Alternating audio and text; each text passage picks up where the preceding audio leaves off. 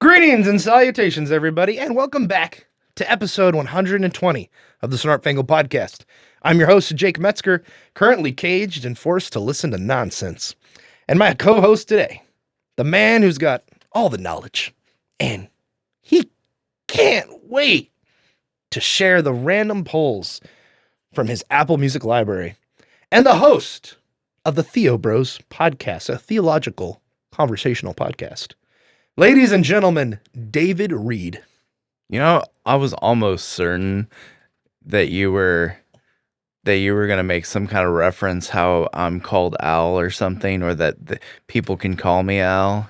I was almost certain that that's what you were gonna do, but you went in a different direction. You know, I was going to do that for Wesley, so you kind of spoiled it, David. Oh, sorry. Well, speaking of Wesley, he is here. Producer Wesley Kringle, how are you doing? Doing all right. How you feeling on this fine end of summer days? The dog days are behind us. Very tired. Yeah.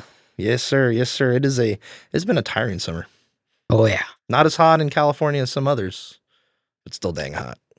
Yep. What was the worst week for you, by the way? Because I know you guys don't have central air, but you guys have some kind of... Yeah. When was that? Probably It was July? like right as our pool broke, too. Oh, yeah, your pool broke. It was during that youth group event, and then the day after the pool exploded. Oh, my gosh. Was it the youth group event? That was like the week after, yeah. Oh, okay. Dude, that's crazy. You guys had that pool forever, though. Like, Yeah, probably it's true. 7+ years. And it That's was just I in think our it- family. Yeah, and for you guys, and then it was at the church for like... And then I wanna Nancy say had good it before that. 15 years?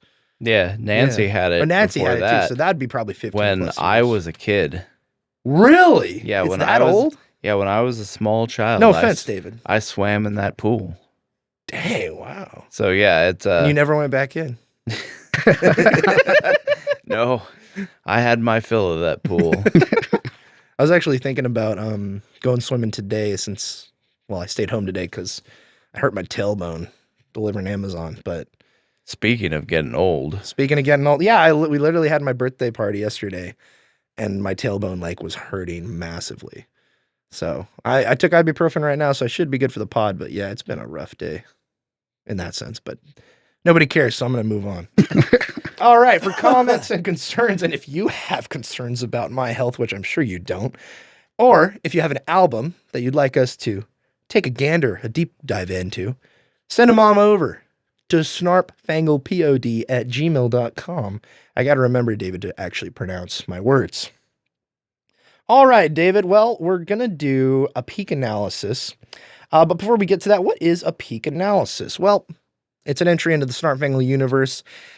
Basically, how a lot of our shows already started was it was an entry in the Snarp Fangle universe like Theo Bros, where we talk theology and culture, as well as two films, which then those two podcasts spun off into their own thing.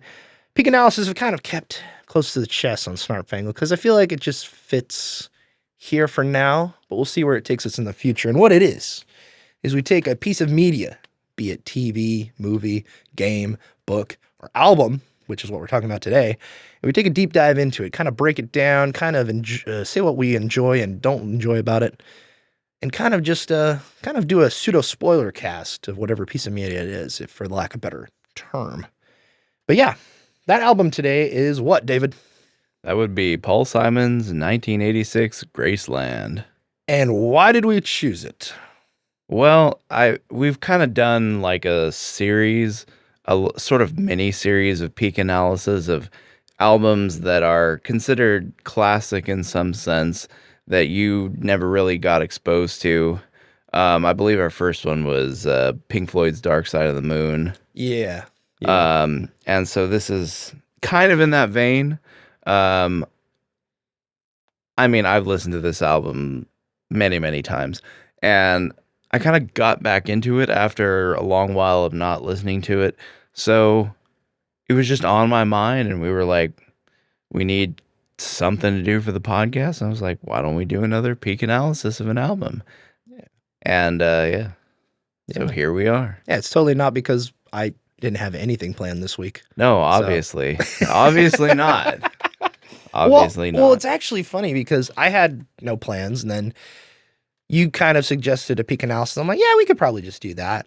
And then you were going through that beautiful FLAC quality library of yours, and you were like, hey, what about this album? And I'm like, I've never heard of this. Sure.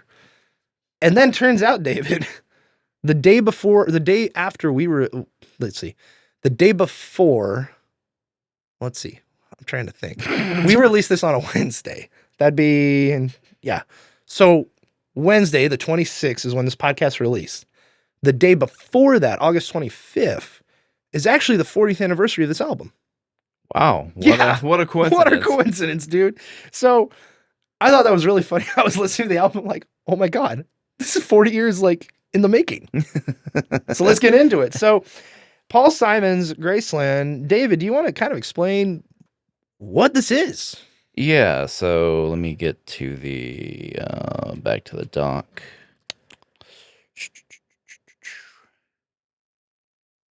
There we go.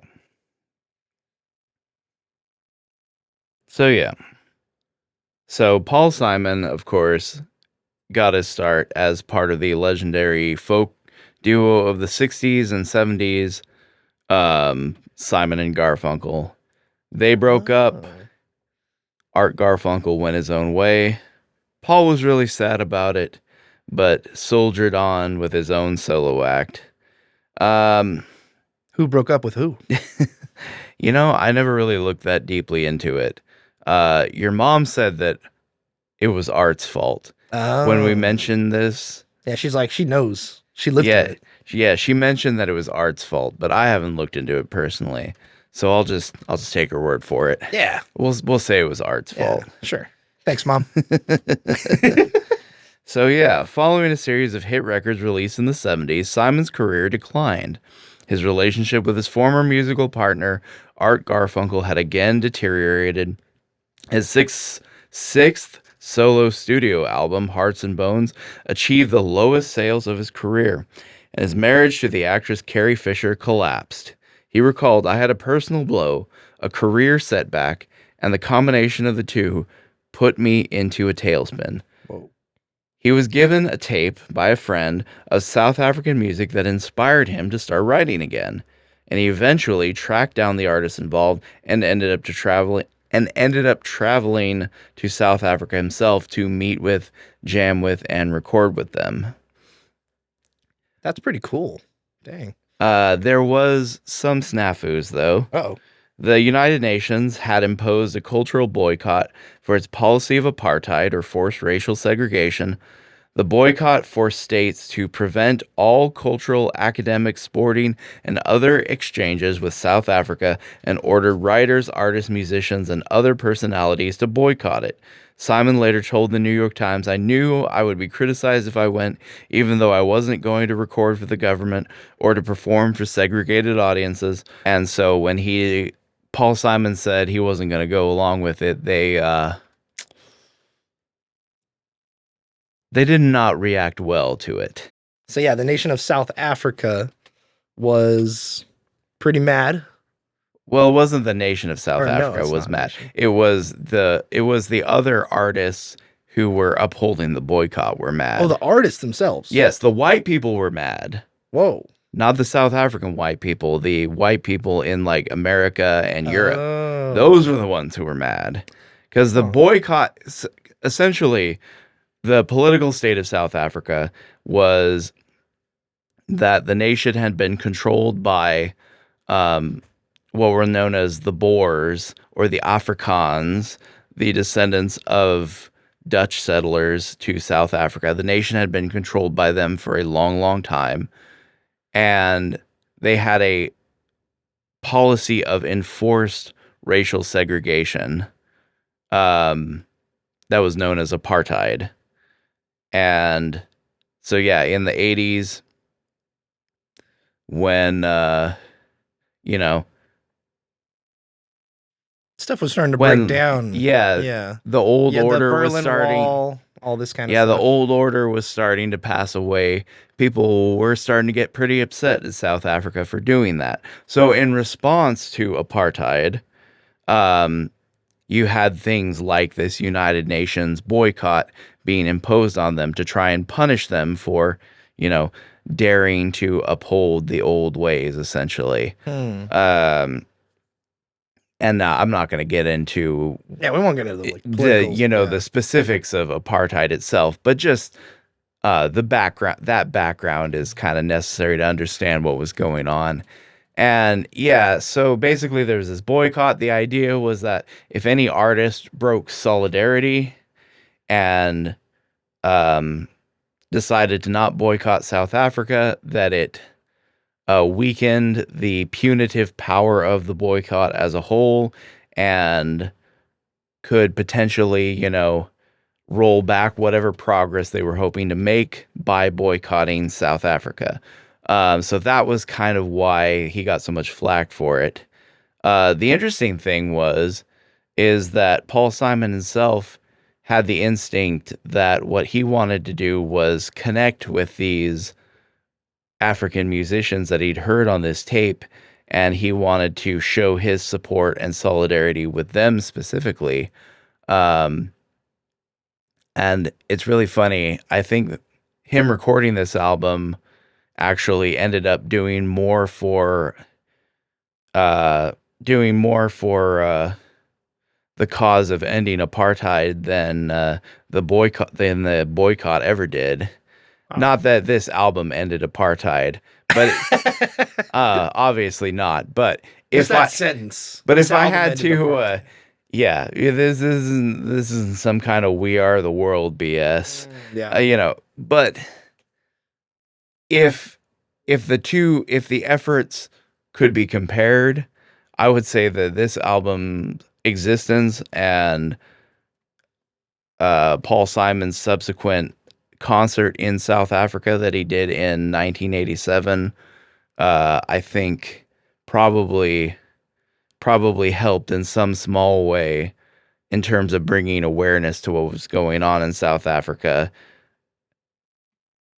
more than the misguided boycotts of some liberal artists from Europe and America.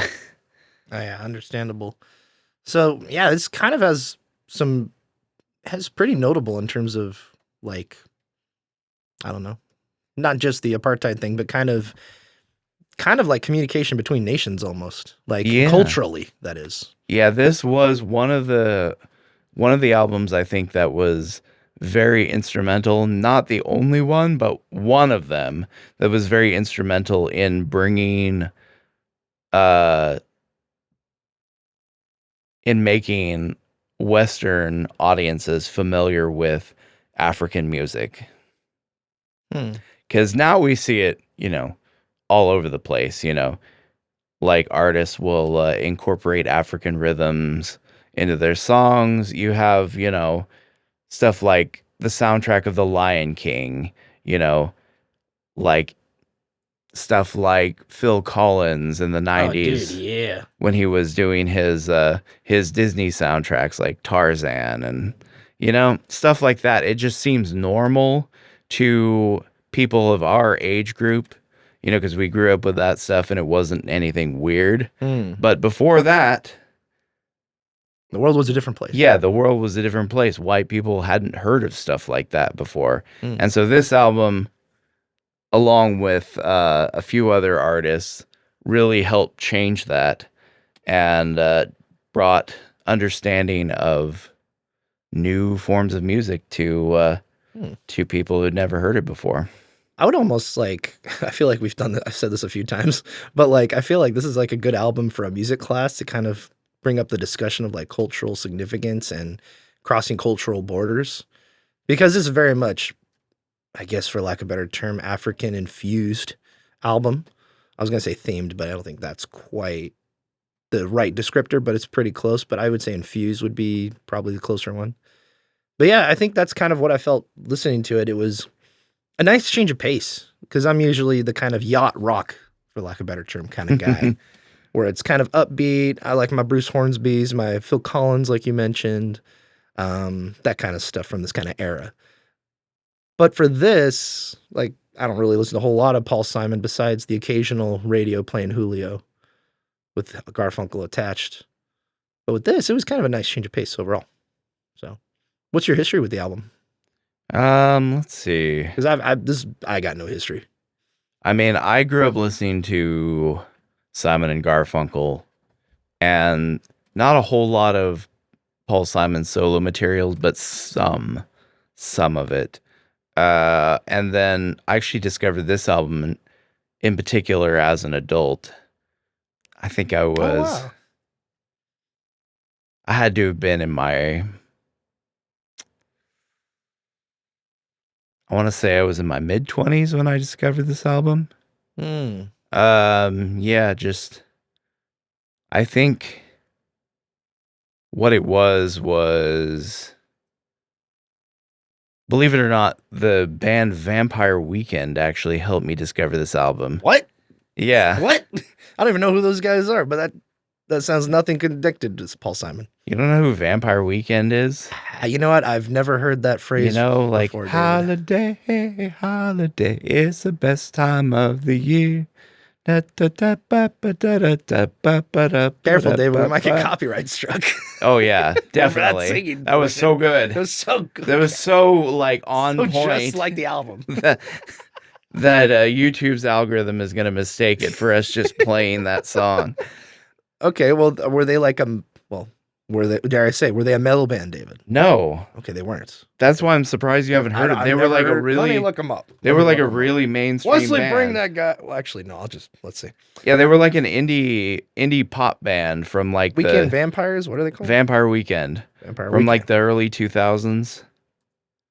I probably have heard a song, maybe. Rock band. Yeah, I don't think I've ever heard of these guys. That's so weird to me. Yeah, well, I mean, there's a lot of weird things about me. So That's so weird to me. Like their song, like I got introduced to the music because one of their songs was on a printer commercial. printer commercial. Oh, hey, all right, get your bag, boys.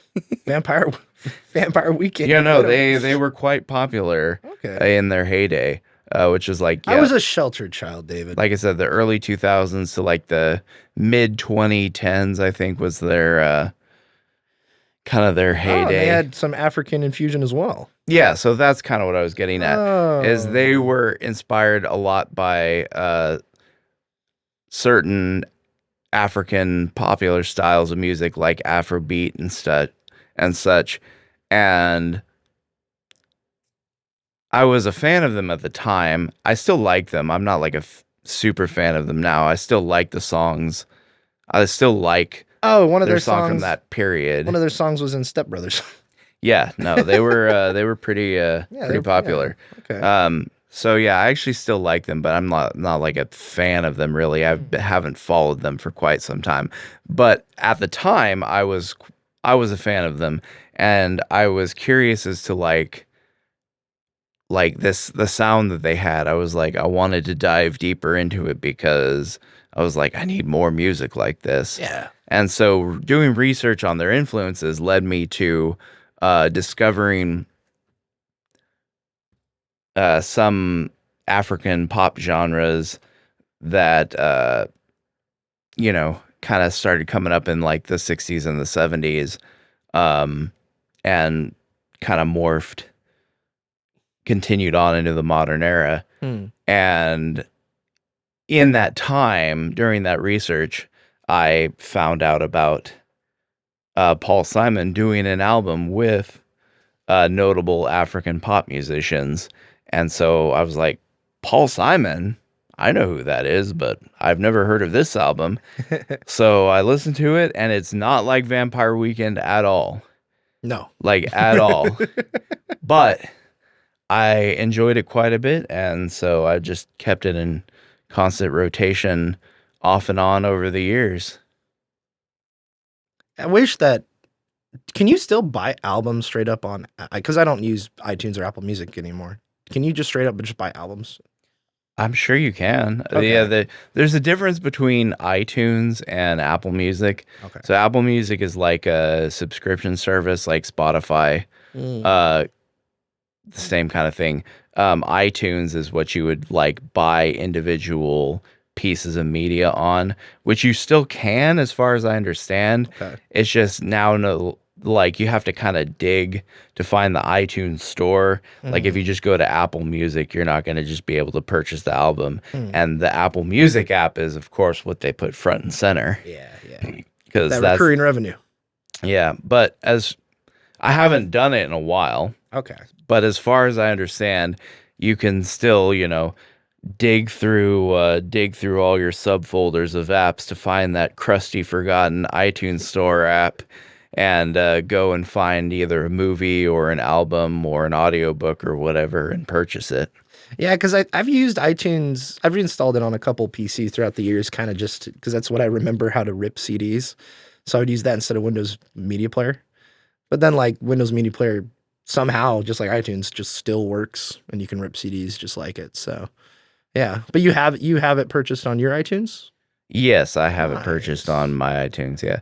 Yeah, in that period of my life, I had just come off of my time of sailing the high seas. I decided I no longer wanted to do that. And, I used to buy CDs. Like, I Like a bought a normal ton person, of CDs, Yeah. But, the idea of having, like, just music on the go, was really cool at the time. And so, be given that I was no longer, I was no longer doing the yar and the yo ho. Uh, I took advantage of the services that existed at the time, and iTunes was pretty much the way to purchase music digitally. So yes, I did. I did purchase a fair few albums on iTunes, and Okay. this is one of them. Cool. Well, do you want to get into our overall thoughts, or you just want to do track by track? What are you feeling, David? What would be the I guess most appropriate? I guess let's start. Like, what was your first impression of the album, having never heard it before? Well, today being in very much a lot of pain and constricted to basically just my bed for most of it, I was kind of trapped. And I said, well, you know what? The podcast ain't gonna do itself, so I gotta pull my strength, and I gotta do my part. Do my part, like in Starship Troopers. So I laid down as I was doing stretches on the bed. My tailbone's like whacked out, and so it's taking some time to heal. But with the like massage gun and doing stretches, I was listening to this thing, and I was like, okay, I like this. My first impression was I like the beat very much. It's a very upbeat kind of album, which is I'm a big fan of. And there's also little parts of it like what's the one where it's just the African voices? It's the Homeless song. I really like that one specifically because it was like a nice break in the album from all the other stuff. The biggest thing that I took away from this album and first impressions was the lyrics. Some of them sounds like a normal song. Some of them sound like, what the hell were you smoking when you wrote this, Paul Simon? Like, I can't remember which one it is, but I think it's toward the ending of this album where I'm like, good God, go sober up. Like, I mean, I'm all down for, somebody who's on their on some supply while they write down some stuff on their stationery. But I'll tell you what, some of the stuff I'm like, I'm okay if it doesn't make sense at times for some media, but for some reason this one I just couldn't connect with. Although some songs on the other end of it were very enjoyable, and I did recognize "You Can Call Me Al." I have that's a very much played on the radio kind of song, and I've heard it before. Everything else I haven't, but I do have some ones I took away that I will be adding to like my library. But yeah, overall I'm kind of okay on it. I did like it though. Yeah, you did mention upbeat, and that's kind of I think the best way to describe this album.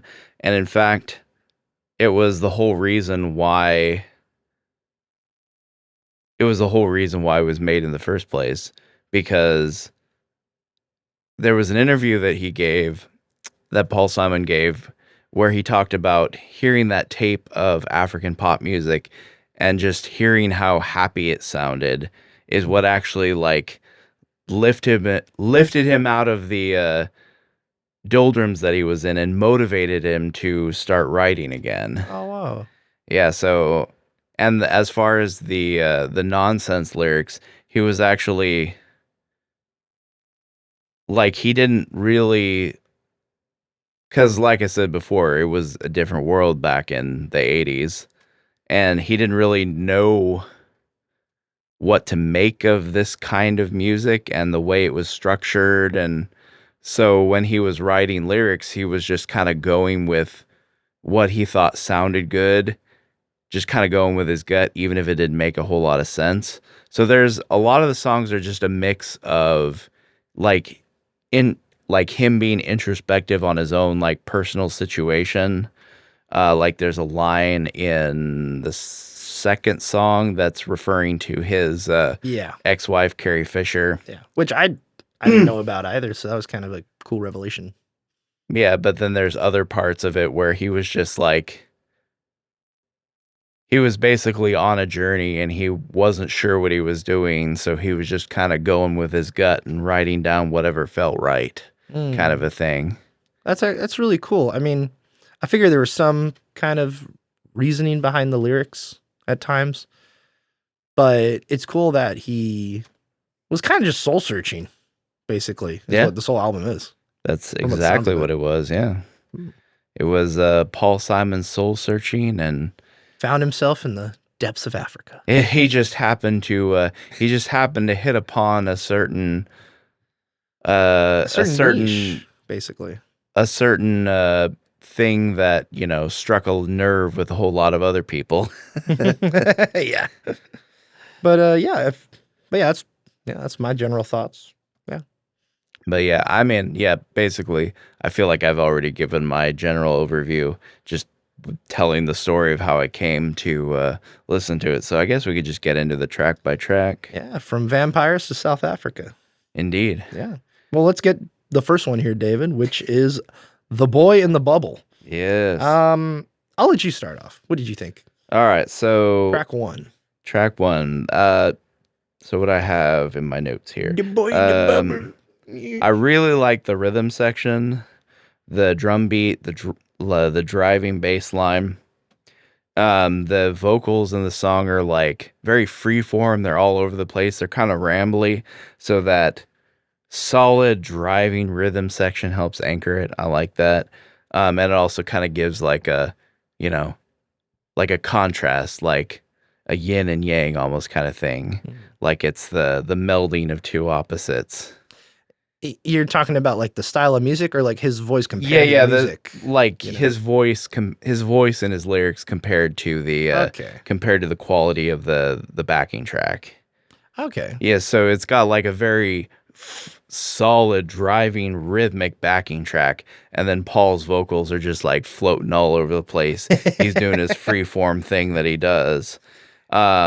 I also like the accordion intro is kind of cool. Yeah. It like gives you a little like signal that like this is not some just generic 80s pop album. This is something different. Yeah, this is like the 86. This is like the dead center of the 80s.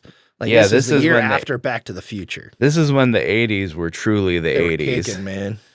A lot of the tracks even fade out. Like they have that 80s fade out, you know? I think this is also the same year that Peter Gabriel's So came out, which is iconic in its own way because, you know, you have that movie Say Anything where the kid holds the boombox over his head and plays the In Your Eyes from the album. So it's definitely the peak 80s. Peak Basically. 80s, yes. Yeah. Cool. Yeah, I like how you brought up the kind of intertwining of the voice and the sound of the melody and all that kind of thing, because that's what my first reaction was to this, which is like just my raw thoughts when I first heard it, was like, I don't know if he quite fits to this kind of music, like his voice. And then as we get through it, I'm like, I don't even know if his lyrics kind of fit with his voice, what he's trying to say. Like, I feel like he kind of just adds more syllables in some areas, but in terms of this song, I think it's a good all-rounder compared to everything else. And it was an enjoyable like introduction to be like, oh, like this is the ride I'm on. And I appreciated that. I also appreciate that the lyrics pretty much make sense in this one compared to the others. Not so much. Yeah. But this one, yeah, The Boy in the Bubble. Sure. This is also like one of the only like what you could call a quasi political song on the album, because he was very clear that he did not want to make some kind of like political statement with any of these songs. Oh, really?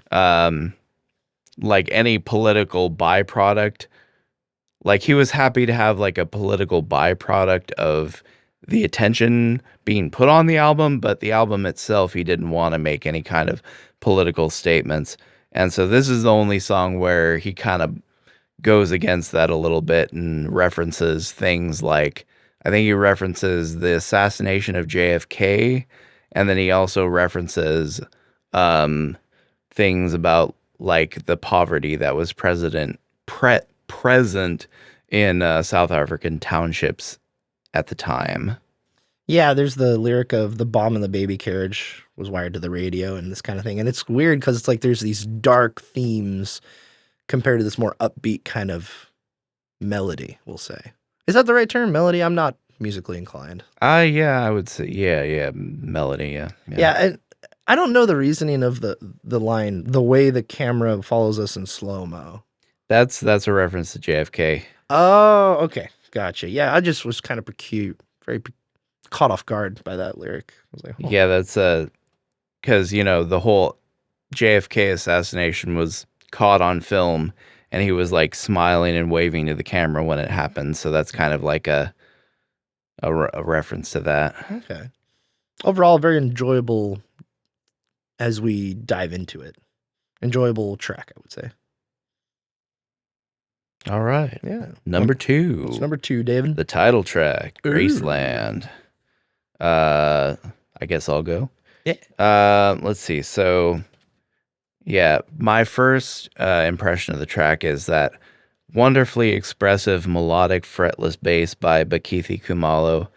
Great bass player. Like ultra talented bass player. One of my favorites. And so, yeah, the bass playing on this song in particular is very flowy, very expressive, very melodic. He gives you a lot of those like fretless, like mwah, like slide sounds that you can only get on a fretless bass. I dig it. The drums are good. They drive the song, but they're not too like hard sounding. Like The Boy in the Bubble is very hard rhythms. This drives it forward, but it doesn't feel as hard of a rhythm. So there's less of that like mixing of opposites thing that the last track had. And yeah, I like the lyrics on this song too.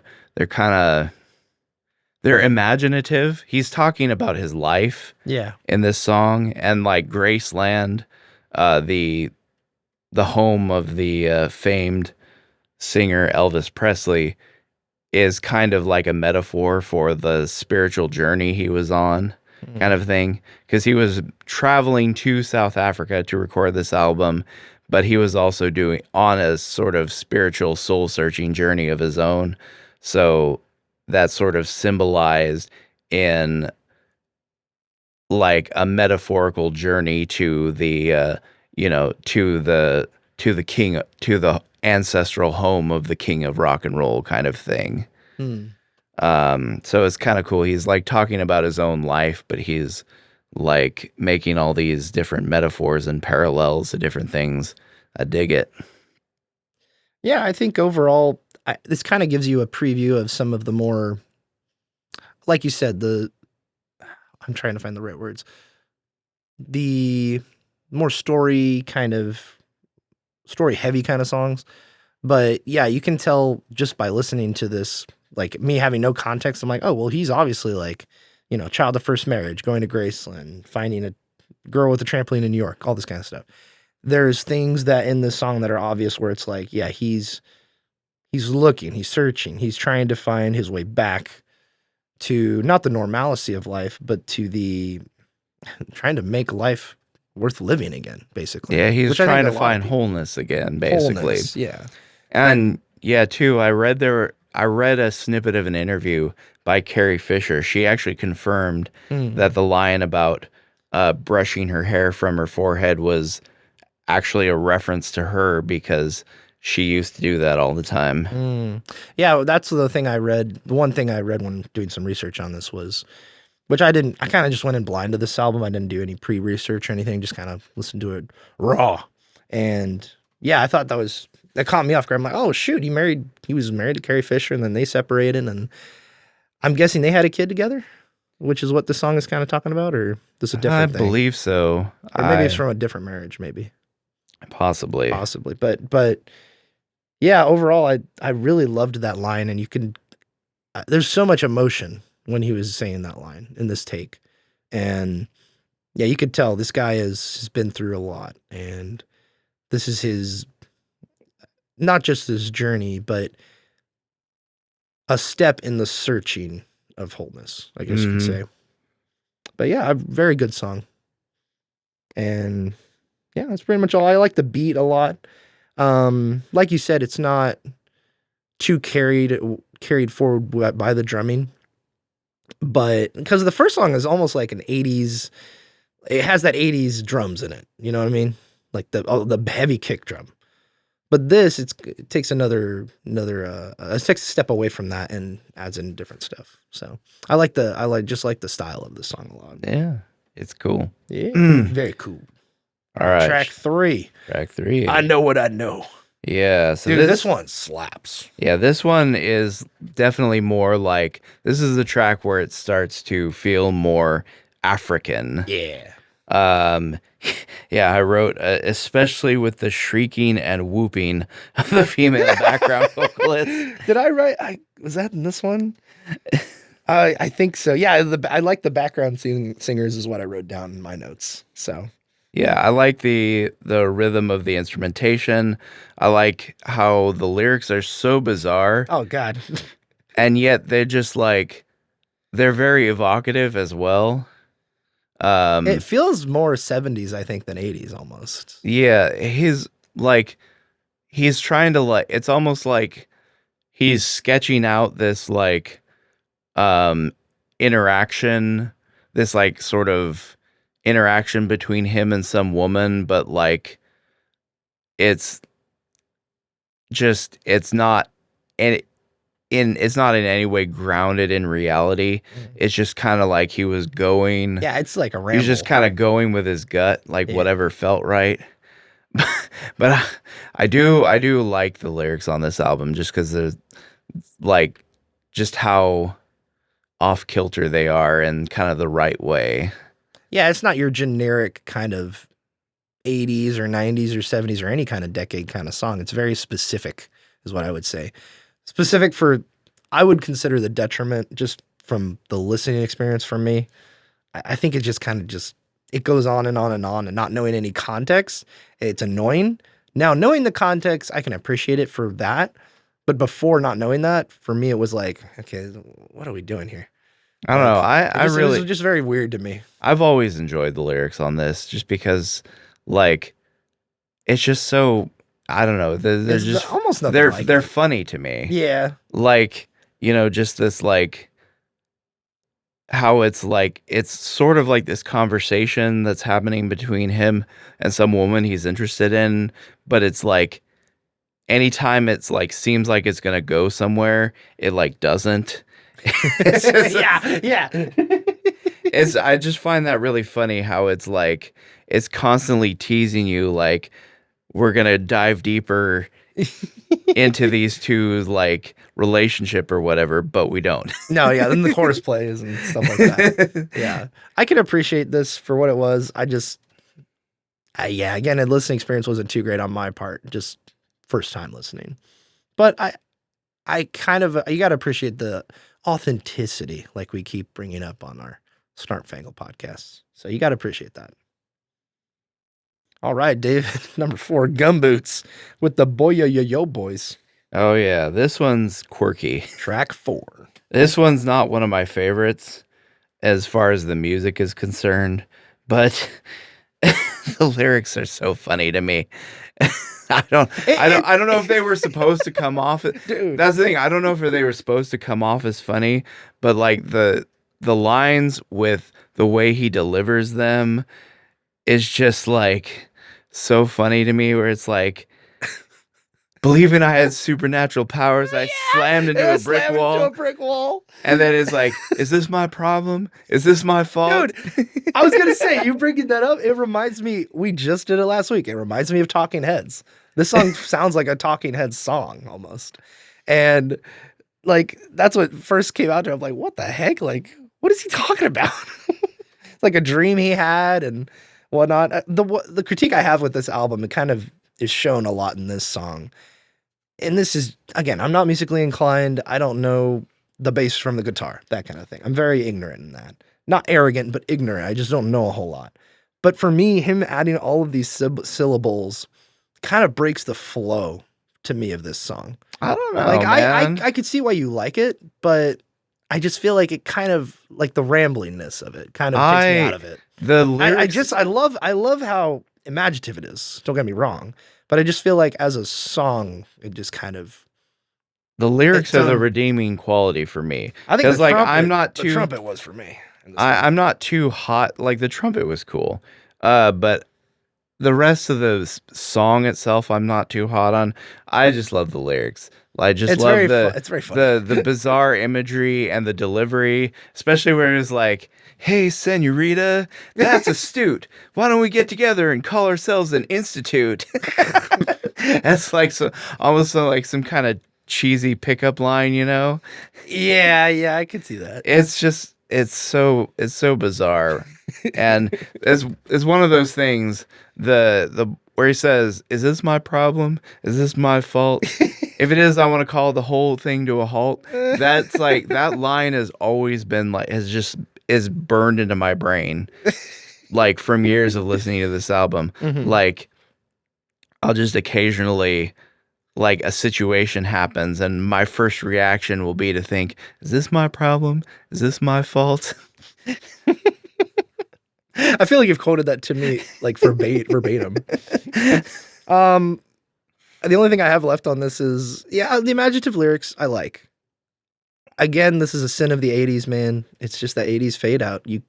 There's so many times I go and listen to like a mixture of a bunch of 80s music.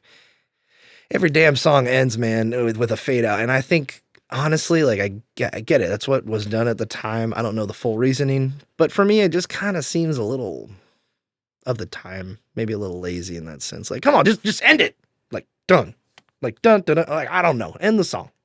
I don't know. I appreciate a fade out. And I love cheesy 80s stuff. But for this, I'm like, be more imaginative in that They sense. just didn't do that back in the day. Yeah, okay. That was just not a thing that was done.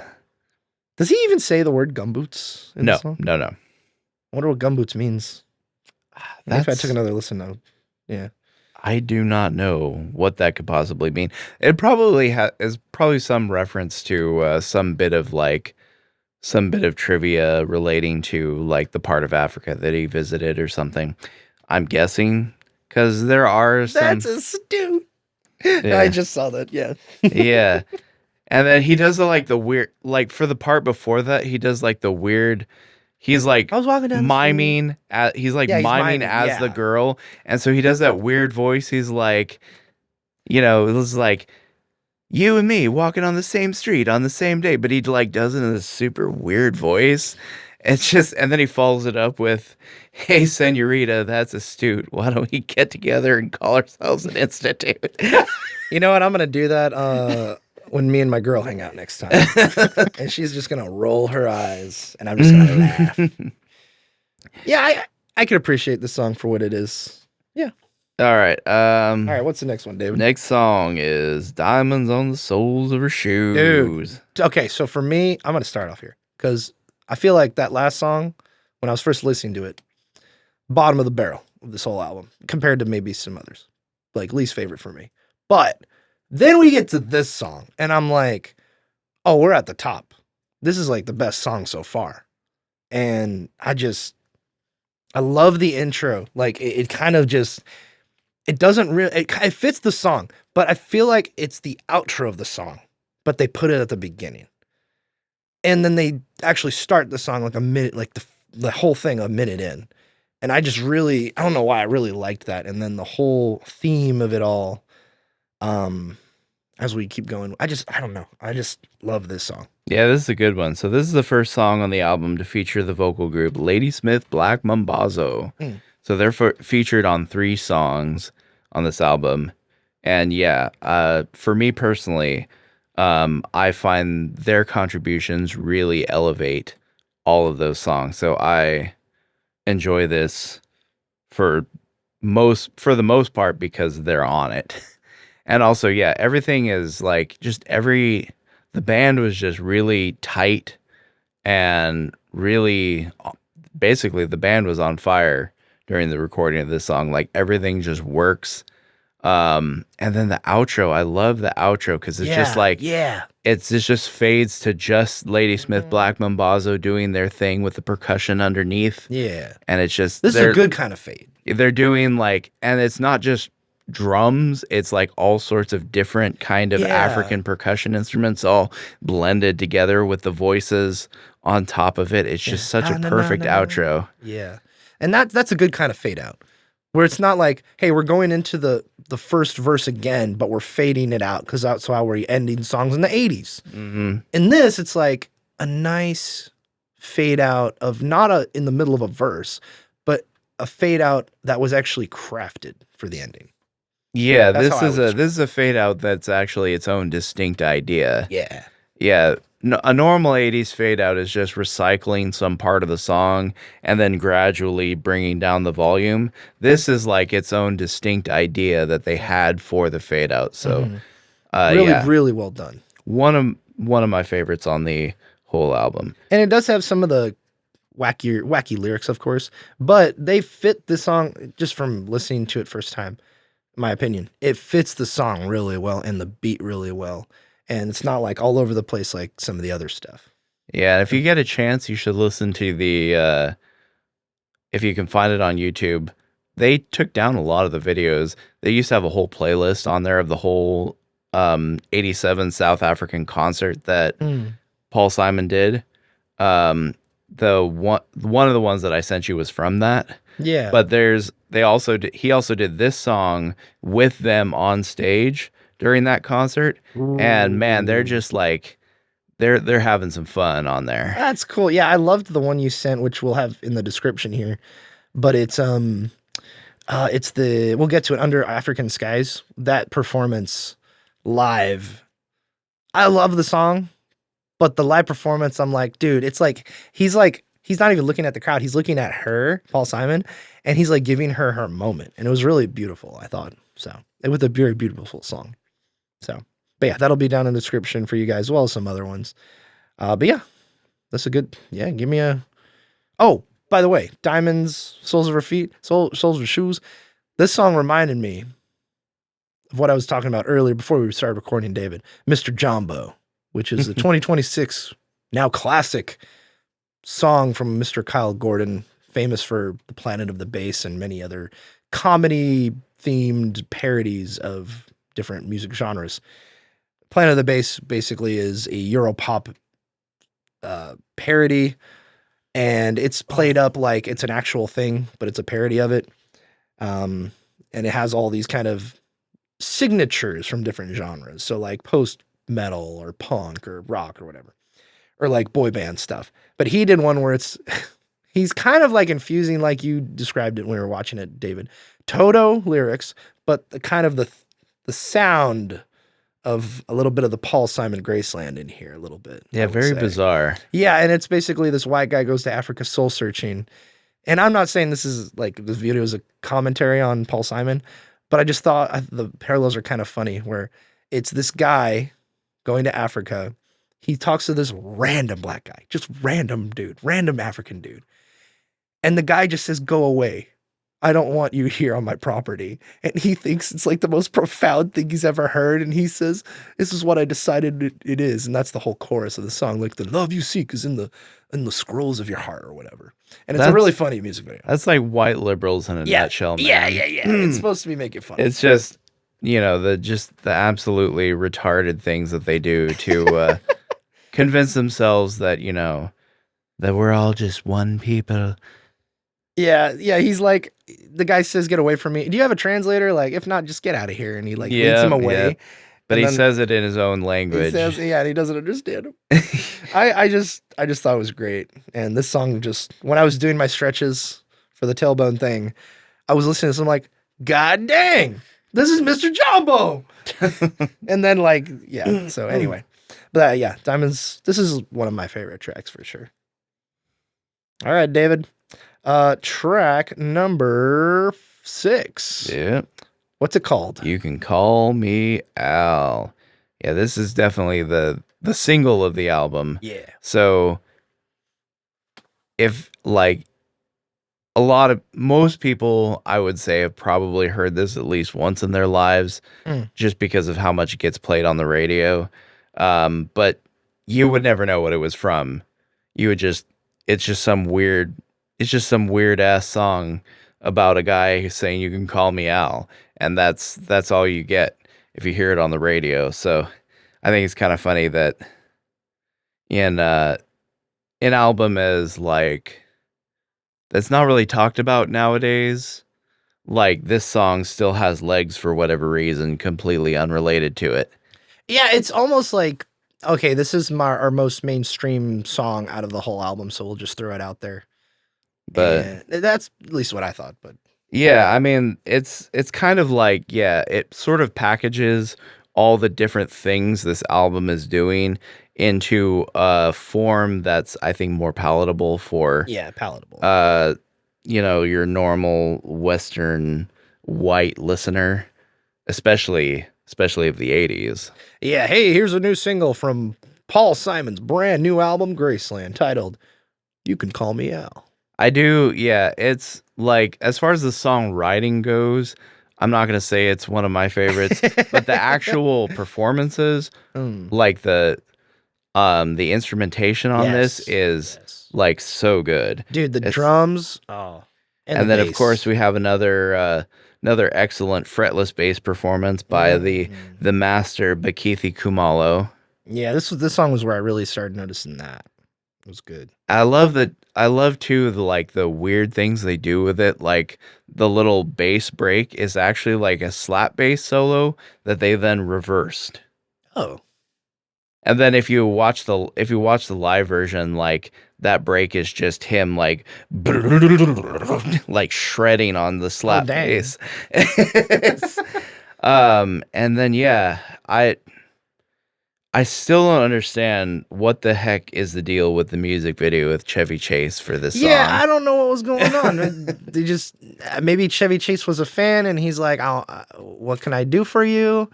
Maybe it was a favor. Maybe it was just like, what if we did this? This would be kind of funny. He's part of SNL. He's a recognizable face of the 80s, that's for sure. Yeah, that's true. Yeah, it's just so funny though. Like, it's so unserious. I kind of it's almost like half-assed. Yeah. Like, they're just like, yeah, I guess we'll just get Chevy Chase and they'll just do a thing, I guess. Yeah, that music video, which will also be down below for y'all to listen to or watch, it's just them in a room, and Chevy Chase is mouthing out the song, and Paul Simon looks a little annoyed and then walks away several times. Yes, it's really funny. It's really weird. And then randomly, there's like a drink for Chevy Chase in one of the shots, and he takes a drink of it. I'm like, where did that come from? Oh, and the whole song, back to the song here, the lyric, he ducked back down the alley with some roly-poly little bat-faced girl. I'm like, that's arguably the best lyric of the 80s, hands down right there. Like, top 10 easy. Little roly-poly bat-faced girl. I don't know what you talking about, but you know what? I dig this song. Well, I think this song is... I'm not going to say it is for sure because, like I said, these lyrics are very abstract. Yeah. But I think it's kind of like supposed to be like just a dude whose life is kind of falling apart, and he's using a lot of imaginative metaphors to describe this just poor, unfortunate, middle-aged man who's not really going anywhere. Yeah. Maybe almost as like it's almost like a tale or a fantasy almost. Yeah, maybe almost as like a sort of a overarching metaphor for like how he felt in life at this point or something. Yeah, or trying to find love again. Like, I kind of got that. I took away that a little bit when listening to it. Like, it's again, it's kind of like this whole album's, I don't want to get too philosophical with it, but it's almost like you could break it down and pinpoint it where this is all a part of his journey in different forms and it's very interpretive.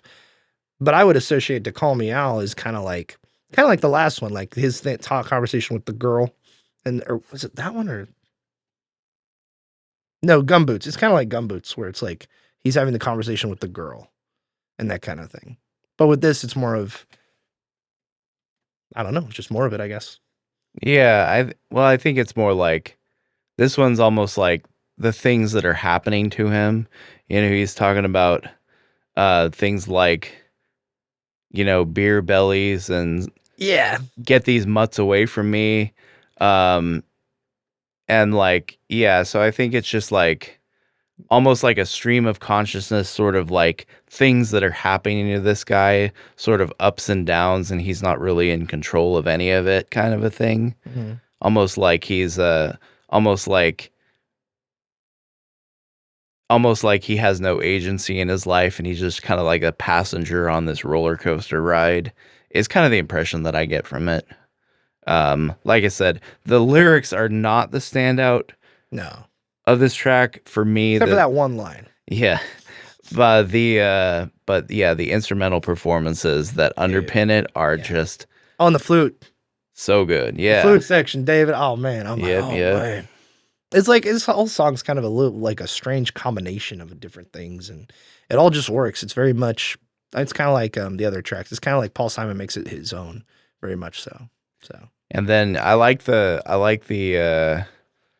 end, the ending jam too, where you get the fretless bass slides, and then you can hear Lady Smith Black Mambazo in the background, kind of like na na na na. they're like kind of like echoing the bass slides. Is kind of cool. Mm. Yeah, good song, Mr. Simon. He knows Yep, he yep, knows how to yep. do them. I wonder how long he was in the music industry at this point. Like this is 86, but he did stuff in the 60s, right? Yeah. So he's got a lot. He had been around a while at this point. Yeah. So it's a very like I don't know. I'm sure people of the day were like, "Oh, he's midlife crisis, Paul Simon, fade from glory." He's not with the times. He's experimental. This is weird. But there's a lot you can like about this thing, this Graceland in general. Yeah, and this was definitely like a much needed sort of win for him, because like we talked about before, he was kind of in a slump, and he had some like recent like ups and downs, highs and lows kind of a thing, and that's where I think kind of like the lyrics in Call Me Al are kind of like about him, because you had in, I think, 81, I want to say, is when he did the concert in Central Park with Art Garfunkel. So Simon and Garfunkel were already broken up by that point, but they briefly reformed. Yeah, they came back for a sec. They briefly reformed for the concert in Central Park. And I don't know if you've ever heard any songs from that. I think you showed me some of them. But there's some like excellent performances on that. And for a while, I don't know if it still is, but for a while it was like the most the concert with the highest attendance ever. Really? And it was like part of it was in Central Park in New York, and it was completely free. Whoa, holy crap. Yeah, and so it was kind of like things were, and like there were some like I've watched like the videos on YouTube of these performances from that concert many a time, and there's some like there's some moments on stage where Simon and Garfunkel are like they're having some emotional, like almost looks like emotional breakthrough happening on stage between them. Oh, really? And then shortly after that, their relationship deteriorates again. So that's another thing on top of all. Yeah, so he was kind of in like this up and down, like sort of like thing for a while. And then this happens and is like, finally, I have something that I can like, something I can dive into, something I can move forward with. On a very unserious note, I think that it would be really funny to see a biopic of Simon and Garfunkel, and then like it doesn't end with that concert, but that's like one of the crescendos, and then it ends with like Like in the Green Mile, David, the magical Negro pops up for Paul Simon. Why not? I mean, like Mr. Jambo. You know what I'm saying? But Paul Simon finds his soul in Africa. You know what I mean? Yeah, that's the different kind of magical Negro. That's like more like the witch doctor variant. Oh. Excellent. All right, let's move on to the next one. What is that, David? The next one is track 7, Under African Skies. This one I really enjoy a lot. This one I really, really enjoy.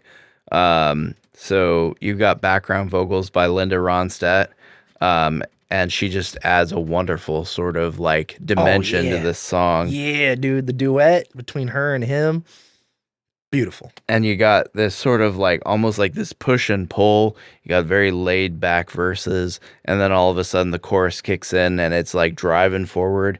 It's very cool. I like it. And you got not awesome slap bass playing, and you got like this is not the kind of song I would have expected to like hear slap bass playing in, but it's there and it sounds cool. And then also the guitar playing is really, really good as well. I also love how just the story of that this song tells.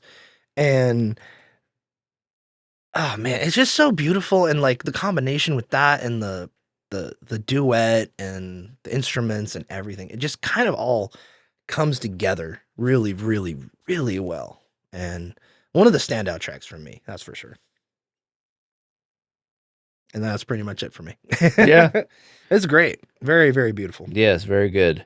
And almost a haunting ending too. Yeah. Yeah, it's kind of cool how like it's a fade out, but it's like a different kind of fade out. Yeah. It's kind of cool. Again, more I think this, if I remember correctly, this track has more like reverse stuff on it to give it really? that sort of sound that it has. Oh, that's neat. So they were definitely trying some it wasn't just like folk music, it was like they were trying some different recording techniques on here as well. But yeah, I guess we'll move on.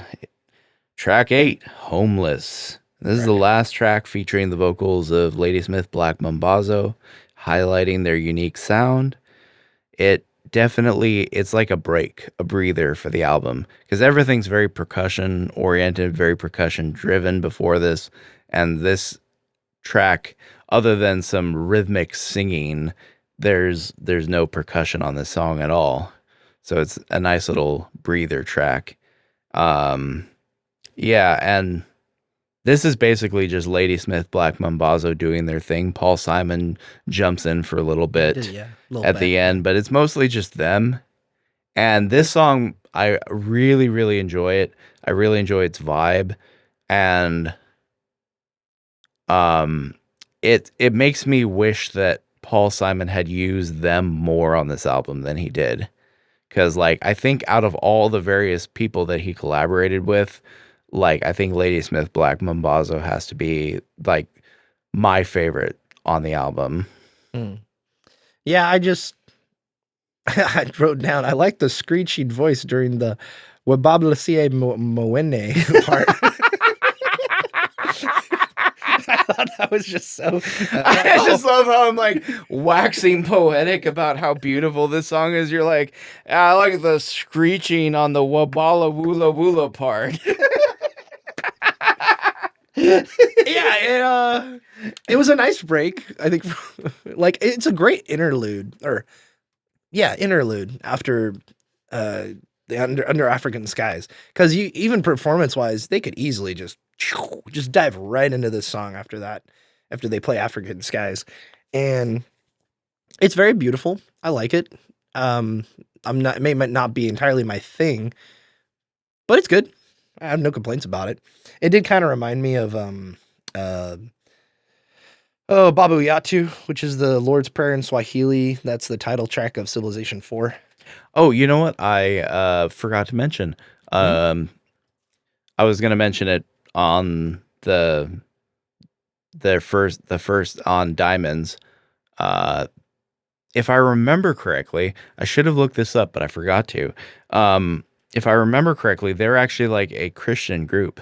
Oh, Yeah, really? yeah. The what are they called? The Ladysmith Black Mambazo. Yeah, if I remember correctly, they were actually like a Christian vocal group.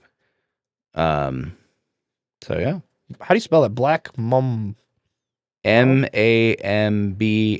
Mambazo. Okay. Yeah, I wonder. Yeah, I don't know if they're the ones Grammy nominated. Heck yeah, that's cool. Yeah, best folk, Southern African. Yeah, that's cool. And they're on this whole album, or not Yeah, whole so they're album, on but three of the tracks. So they're on Diamonds on the Shoulder or Shoes, like in a much more, in a very, overt way. Then they're on You Can Call Me Al, but they're more in the background. Hmm. And then they're on this track, and this track is just basically just highlighting them completely. Yeah, and they are on Spotify if you want to take a gander over at them. That's cool. Yeah, nothing much to say else about this one. Oh, by the way, I did find the music video for Diamonds on the Soles of Her Feet on YouTube. The performance you're talking about. The live one? Yeah, the live one. It's Oh, on yeah. YouTube. We'll put it down below as well for y'all to listen to. All right, what's the next one, David? All right, next track is track 9, Crazy Love, Volume 2. I'm not sure what volume was. Volume 1 was in relation to this song, but I enjoy the synth parts and I don't know what I wrote here. And the open lyric is definitely unique.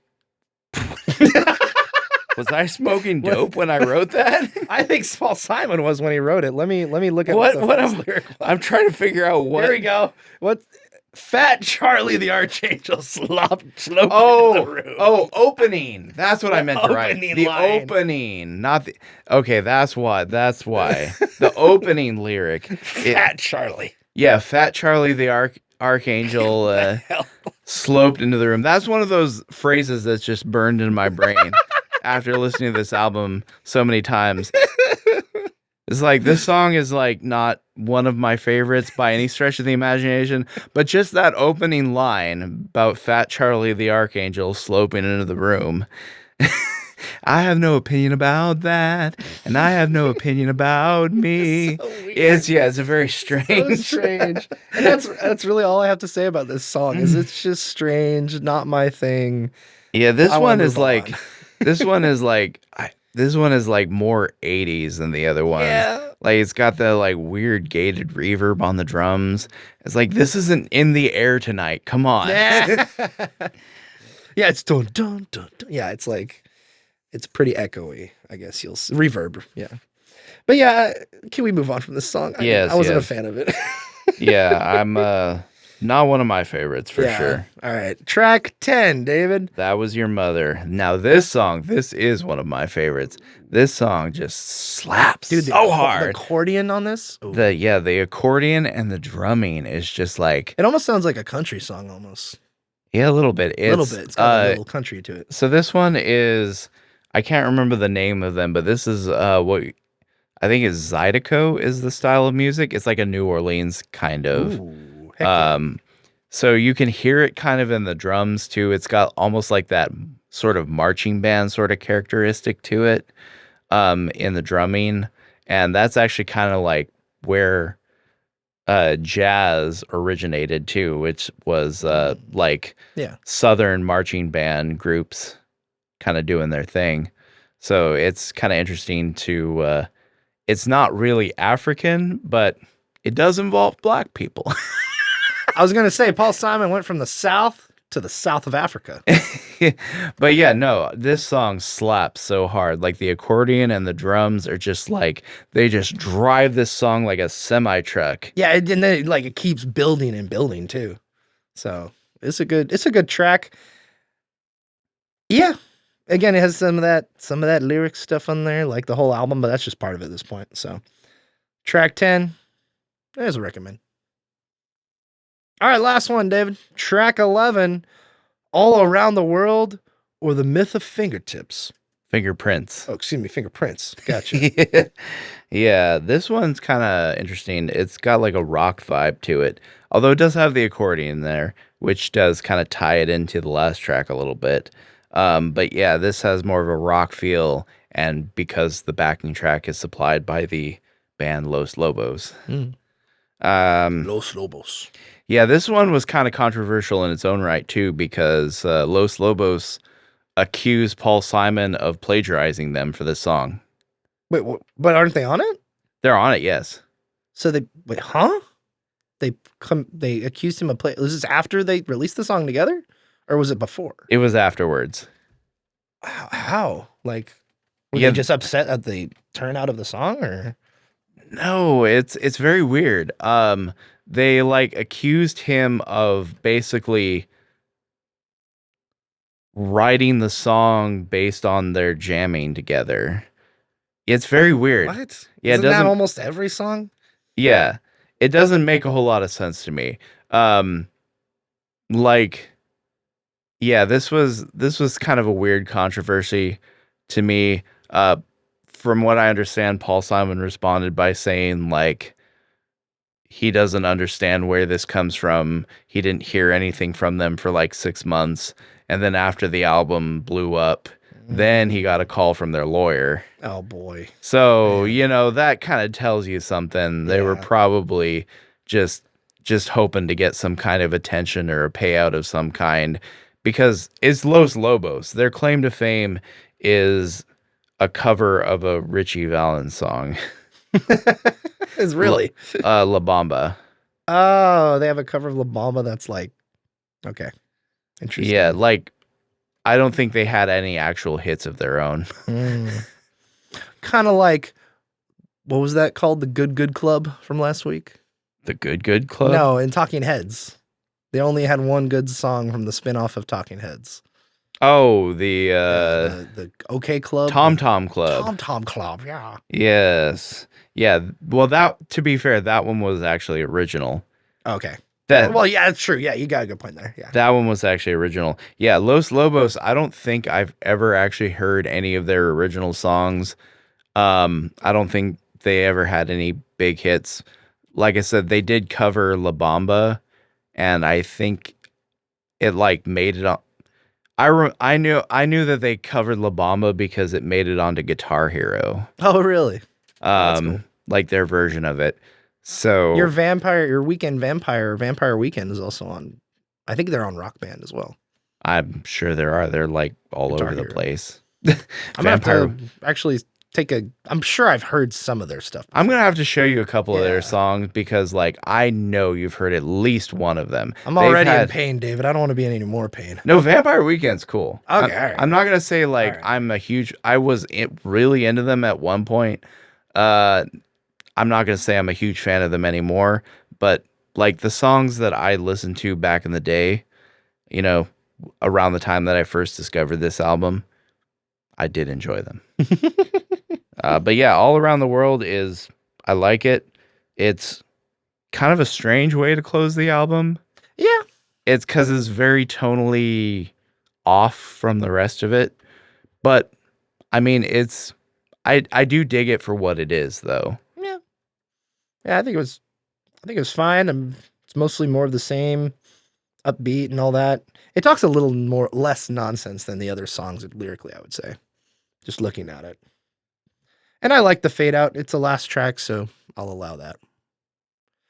But yeah, that's pretty much it for me on that one. Yeah. Yeah, that's pretty much it, I guess, on the album then. Yeah, that's pretty much Yeah, it. I liked it. Oh, I was gonna say I looked up the height of Paul Simon after watching that Chevy Chase video with him. Paul Simon's 5'2".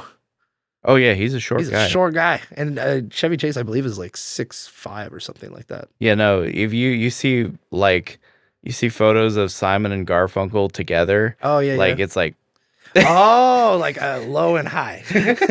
Well, wait. I wonder if Carrie Fisher was taller than him, because she's pretty short actually.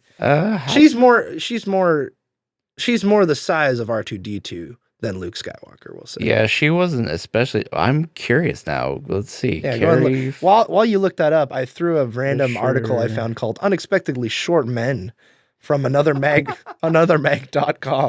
So that'll be at probably the bottom of our links in the description. Oh wow. She was 1 inch shorter than him. She was 5'1". 5'1", the shorty. She's got a shorty over there. I mean, that makes more sense for a woman, Oh yeah. because they're, statistically shorter than men. Yes, statistically, But yeah, good on Paul for even though they didn't stay together. and bagging that movie star wife who thankfully wasn't taller than him. I wonder what she would. I wonder about that relationship. Like, was she appreciative of his talent or anything like that? Like, it's obviously not an important question, but I don't know. Just thinking about it. She was going through a lot during that time period. Yes, She was on many, many drugs at that point in time. So I can't imagine that. I can't imagine it would have been a breeze of a relationship. Yeah, I can't imagine it was very fun. No. To be in that marriage. And it makes a lot of sense about her comment about, yeah, that's pretty much me. Is because she's a very honest person in general. Even if you see, I remember growing up watching, I think my mom would watch the biography channel a lot on TV, and there'd be a ton of stuff about her, as well as her mom as well. And it's just, she's a very, very open person, open book in general. Yeah. Especially in her older age. As an aside, old age hit her like a truck.